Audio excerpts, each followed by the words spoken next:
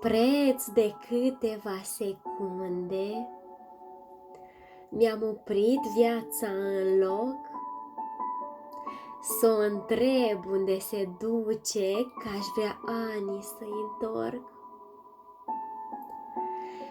Ce să stau la socoteală, cum să mă domnesc cu ea?